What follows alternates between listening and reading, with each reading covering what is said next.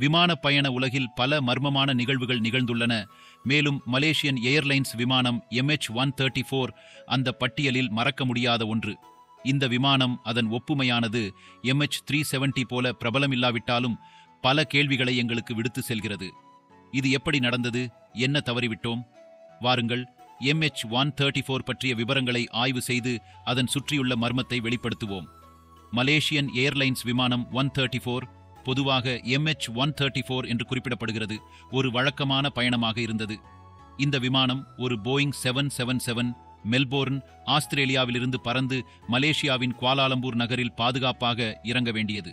இது பல முறை எந்த சிக்கலுமின்றி முடிந்த பயணம். ஆனால் இந்த முறை ஏதோ ஒன்று தவறாகிவிட்டது, மிகவும் தவறாகிவிட்டது. அந்த நாளில் நிகழ்ந்த சம்பவங்கள் அனைவரையும் குழப்பத்தில் ஆழ்த்தின. அவர்களை பதில் தேடும் நிலைக்கு தள்ளிவிட்டது. இந்த விமானம் மெல்போர்னின் துல்லமரின் விமான நிலையத்திலிருந்து 239 பயணிகள் மற்றும் விமான ஊழியர்களுடன் புறப்பட்டு பறந்தது. காலநிலை நிலவரங்கள் சாதாரணமாகவும் பறப்பு களம் தெளிவாகவும் இருந்தது. பறப்பின் தொடக்கப் பகுதியில் எந்த சிக்கலுமின்றி இந்த விமானம் அதன் உயர்ந்த புள்ளியில் எட்டி அமைதியாக பயணித்தது. பயணிகள் அவர்கள் இருக்கைகளில் அமர்ந்து கொண்டு எதிர்காலத்தில் என்ன நடக்கப் போகிறது என்று அறியாமல் இருந்தனர். MH134 35,000 அடி உயரத்தில் பறந்தபோது பறப்பு சீராக இருந்தது. ஆனால் இவ்வளவு நேரத்தில் முதல் முறை பிரச்சினைக்கான அடையாளங்கள் தென்பட ஆரம்பித்தன. வானியல் கட்டுப்பாட்டு அதிகாரிகள் அவர்களின் ரேடார் திரைகளில் ஒரு விசித்திரமானதை கவனித்தனர். விமானம் அதன் திட்டமிடப்பட்ட வழியிலிருந்து சிறிது விலகியதாக தெரிந்தது. இது சிறியதாக இருந்தாலும் கவலைக்குரியது.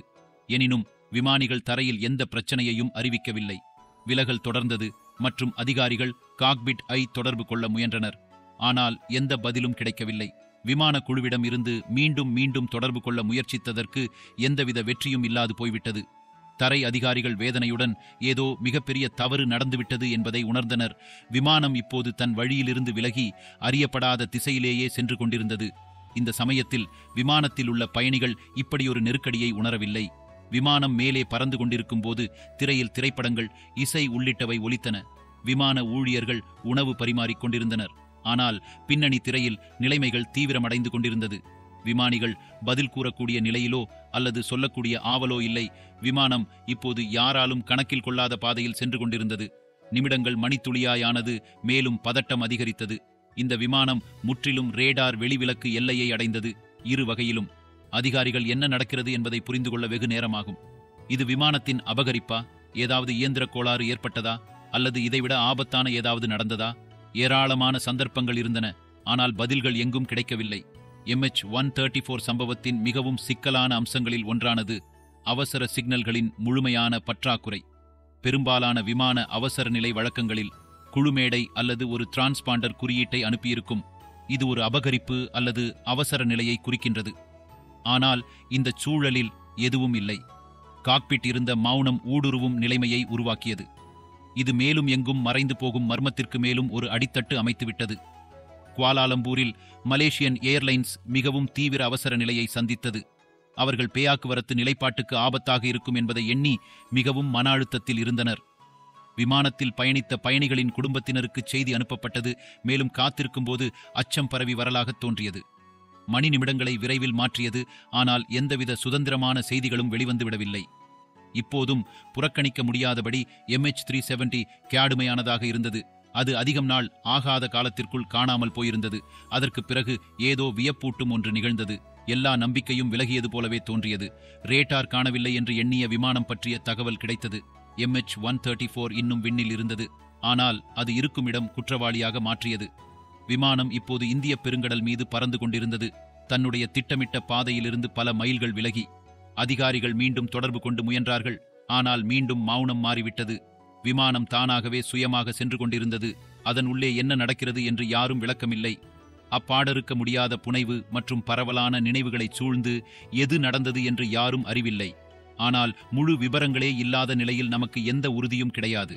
எல்லாவற்றிலும் உறுதி என்னவென்றால் விமானம் இன்னும் இயங்கிக் கொண்டிருப்பதாகவும் அதன் இலக்கு யாரும் கண்டுபிடிக்கவியலாதவாறு இருக்கிறது. இந்த விமானத்தின் இரகசிய பயணம் தொடர்ந்தும் அதன் எரிபொருள் வரம்புகள் குறைவானவை. இந்த விமானம் முடிவில்லாமல் பறக்கப் போகாத வகையில் வடிவமைக்கப்பட்டது. மேலும் அன்றாட நிகழ்வுகள் ஒரு நாளும் மாறவில்லாமல் இருப்பது குறிப்பிடத்தக்கது. என்னை வேடிக்கையாக நிகழ்த்துகிறது. விமானம் இறங்கத் தொடங்கியது. ரேடார் அதன் இறங்கல் முடிவை கணக்கிட்டது. ஆனால் அதிகாரிகளுக்கு இன்னும் குழுவுடன் தொடர்பு இல்லை. இந்த இறக்கம் முற்றிலும் நியாயமானது, மேலும் எந்தவித உற்று பார்த்து வரக்கூடிய அவசர நிலையை எதிர்பார்க்கும்போது முடிந்தது. இந்த அச்சு நிலையை மேலும் குறித்தது. எப்படியென்றால், விமானம் சீக்கிரம் கவனிக்கப்படாத சிறிய விடையிலிருந்து இறங்கியது.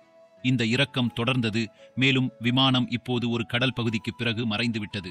அதன் பிறகு அது எவ்வளவு கண்ணில் பட்டு மறைந்தது என்று தெரியவில்லை. எதற்கும் தொடர்புடைய அதிகாரிகள் எதுவும் செய்ய முடியாமல் அந்த விமானத்தை கணக்கெடுத்து இருக்க முடியவில்லை. மௌனத்தின் திரும்பவும் அதிகரிப்பு. இந்த உலகம் மிகவும் அதிர்ச்சியடைந்தது. MH-134 எந்த ஒரு தடயமின்றி மறைந்துவிட்டது, மேலும் அதை ஒட்டுமொத்தமாக கேள்விகளை விட்டுச் செல்கிறது. அதை தேடும் பணி உடனடியாக ஆரம்பிக்கப்பட்டது.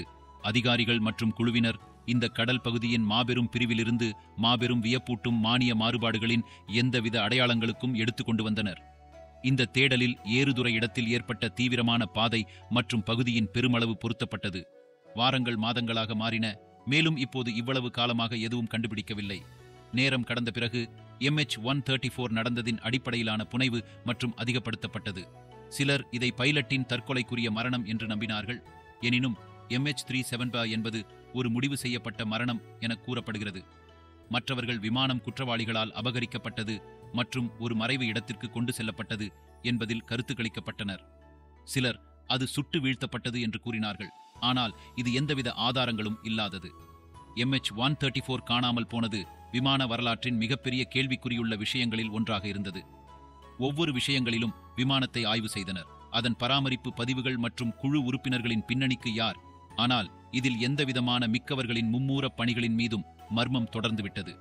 ஒவ்வொரு மாதிரியிலும் பிளாக் பாக்ஸ் தகவல்கள் இல்லை, விலகல்களும் இல்லை, மேலும் எந்தவிதமான உறுதியான பதில்களும் கிடைக்கவில்லை. MH-134 நிகழ்ச்சியின் மிகவும் திகைப்பூட்டும் அம்சங்களில் ஒன்று, அனைவரும் ஏதோ ஒன்று தவறிவிட்டனர். எது தவிர்க்கப்பட்டது? விபரங்கள் என்ன? முடிவு என்னவாகவும் நிகழ்ச்சிகளின் அடிப்படை மாறவில்லையா? விமான உற்பத்தி துறையில் இருக்கும் பொதுவான விஷயங்களை மிக நுட்பமாக கவனிக்க வேண்டும், ஆனால் இந்த விவகாரத்தில் சிலவற்றும் தவறிவிட்டது. இது ஒரு பிரம்மாண்டமாக உருவான மாமிசத்தை உருவாக்கியது. அதில் கையாள அல்லது முன்னறிவிப்பதற்கு திறமையாக இருப்பதற்கு எங்கள் தொழில்நுட்பத்தின் மேம்பாட்டின் மறு நினைவு உள்ளது. MH-134 பயணிகள் மற்றும் குழுவின் குடும்பங்களை நிலையான முறையில் தவறியதோடு விட்டுவிட்டது. எந்தவிதமான உறுதியான பதில்களின்றி அவர்கள் எந்தவிதமான திருப்தியோடாகவே வாழ்க்கையை வாழ்வதற்கு வெற்றிடமாக உள்ளது. அவர்களின் மிகப்பெரிய நண்பர்களின் விஷயங்கள் மற்றும் அவர்களின் கைகளில் எதுவும் கொடுப்பதற்கு பலர் மற்ற விஷயங்களில் கவனம் செலுத்தாத நிலையில் ஒரு வெற்றிடமாய் உள்ளது. MH-134 பல வருடங்களுக்கு பிறகு விமானர்கள் மற்றும் துறையினர்கள் இன்னும் இந்த கேள்விக்குறியுள்ள விஷயத்தை ஆய்வு செய்து கொண்டிருக்கின்றனர். இது சரியாக என்ன நடந்தது என்பதை புரிந்து கொள்ளும் முயற்சியில் அவர்கள் இதே போன்ற பயணங்களில் தவிர்க்க முடியாத விஷயத்தை தடுப்பதற்கான முன்னேற்றங்களை செய்ய முயல்கின்றனர். ஆனால் MH-134 விஷயம் விமான விஷயங்களில் மிகப்பெரிய கேள்விக்குறியாகவே இருக்கிறது. அதை முடிவடையச் செய்ய முடியாத ஒரு மமந்தமாகவே கொண்டிருக்கிறது. மலேசியன் ஏர்லைன்ஸ் விமானம் MH-134 கதையை நாம் பயன்படுத்தி வாழும் இந்த உலகின் திடீர் நிலை மற்றும் நெகிழ்த்தன்மை பற்றிய மறுபடியும் நினைவு கூறுவதாகவே இருக்கிறது. இது ஒரு வழக்கமான பயணத்தை ஒன்று கூடப்பட்ட கனவாக மாற்றியது. ஒரு விமானம் எதுவும் குறைவாக மறைந்து போனது மற்றும் மர்மங்களை வெளிப்படுத்த முடியாத ஒன்றின் பின்னாளில் விளக்குகிறது. இப்போதும் கேள்விகள் ஒரே அளவில் நின்று கொண்டுள்ளது. இது எப்படி நடந்தது? மேலும் நமக்கு உண்மை தெரியுமா?